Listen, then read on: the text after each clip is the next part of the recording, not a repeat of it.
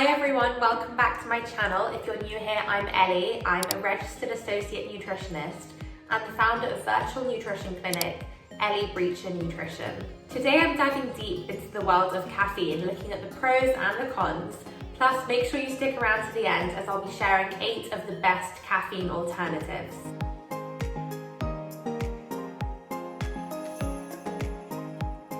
Caffeine is thoroughly entrenched in our daily routines, and it's become the world's most widely used psychoactive substance. So what is caffeine? Caffeine is a chemical compound that stimulates the nervous system. It's found naturally in coffee beans, tea leaves, cacao beans. It's also added to lots of products these days, things like energy drinks. First, let's talk about the pros. Caffeine causes increased alertness, cognitive performance, and a burst of energy. Coffee can improve endurance performance when consumed before exercise. And it also contains polyphenols, a type of antioxidant that helps to nourish our gut microbiome.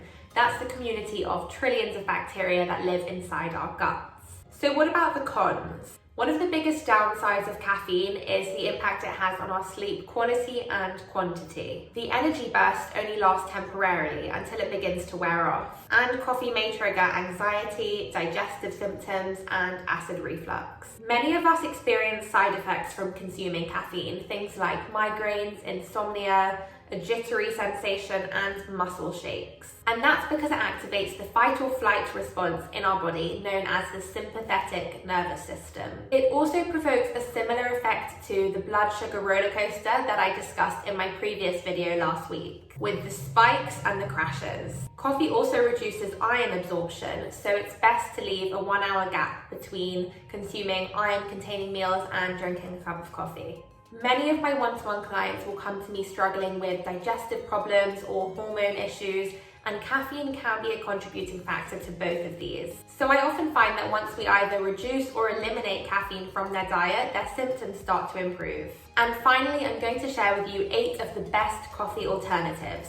But before I do, if you like what you've heard so far, don't forget to give this video a thumbs up, hit the red subscribe button down below for more content like this, and leave me a comment letting me know if you're a coffee drinker, a matcha lover, or what your favourite herbal tea is. If you're looking to work with a nutritionist for more personalised advice, I currently have some space in my one-to-one clinic, so please feel free to get in contact with me via the email address below or my website, ellibreacher.co.uk. And now for the 8 best coffee alternatives.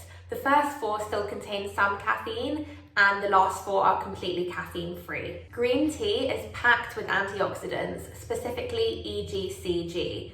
It's stimulating, yet has a calming effect thanks to an amino acid it contains called L-theanine. To amplify the benefits of green tea even more, you could go for a matcha latte. And matcha is essentially green tea leaves ground up into a powder, so you're consuming the whole leaf rather than just brewing a tea bag. You could also go for a hot cacao, so cacao in its most natural form, before being processed into a chocolate bar, is actually really high in certain minerals like iron and magnesium, as well as flavonoids which may help increase insulin sensitivity. Black tea contains lots of powerful antioxidants. It's still reasonably high in caffeine, but considerably less than coffee. If you're looking for a completely caffeine-free alternative, I love to make myself a golden milk or turmeric latte. So you simply heat up your favourite milk on the stove and you add in some turmeric powder, ginger, cinnamon, a pinch of black pepper. You can add a dash of vanilla and a drop of honey or maple syrup to sweeten it if you like.